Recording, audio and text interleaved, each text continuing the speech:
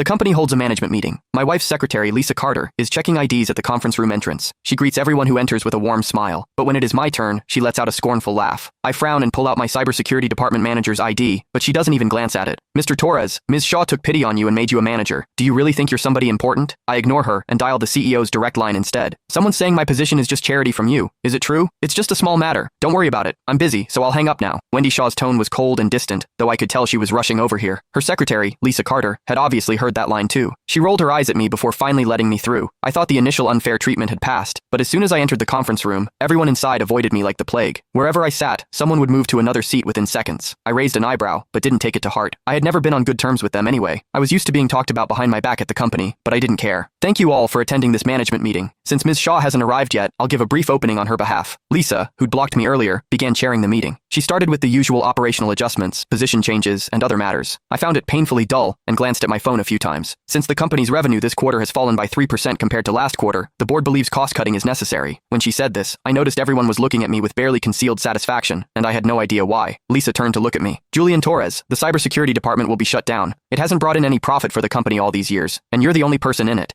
Keeping a department in name only that contributes nothing is pointless, and it reflects badly on the company. I finally understood why everyone was treating me so strangely today. The absurdity of it made me question her. Are you serious? You're really shutting down my department? She let out a snort, as if I couldn't understand plain language. A few colleagues took the opportunity to gang up on me. Come on, Julian, isn't that clear enough? If you can't accept it, maybe you should reflect on yourself. You've been playing on your phone since the meeting started. Disrespecting Ms. Carter is equivalent to disrespecting Ms. Shaw. You do know that, right? Hearing that, I was genuinely speechless. I was checking my phone to monitor the firewall in real time, making sure no virus could hit the company's core systems while I'm away. How on earth does that count as disrespecting Ms. Shaw? They didn't understand a thing, yet there they were, spouting nonsense. Seeing how I responded, they changed tactics again. What's the point of your monitoring? It's not like there are that many threats. We've never even heard of one. Exactly. You probably slack off in your office all day, and now you want to pretend you're working hard? Drop the act. You're just doing this because Ms. Shaw is about to arrive. I looked around at the open hostility directed at me and realized I had never fully understood just how many people looked down on me. The irony was that I was being mocked precisely because the company's system had never been breached. The situation suddenly reminded me of a joke I'd seen online about a programmer who deliberately created bugs just so someone would call him to fix them, all to avoid looking idle. Somehow, the comparison felt uncomfortably accurate. I realized that quietly doing the work without much fanfare clearly hadn't done me any favors. Since that was the case, there was no reason for me to keep being polite. I slowly stood up and met each of their gazes. Without me, this company would have gone under long ago. Who do you think you are bossing me around like that? Let me be clear. The cybersecurity department is the most important department in this company. Got it? At these words, Lisa's tone sharpened, dripping with mockery. Who gave you the confidence to think you matter that much? Ms. Shaw? Julian, stop being naive. I was about to respond when the conference room door swung open, and someone barked sharply. That's enough! Wendy strode into the conference room in a custom-tailored suit and heels. The room fell silent the instant she entered.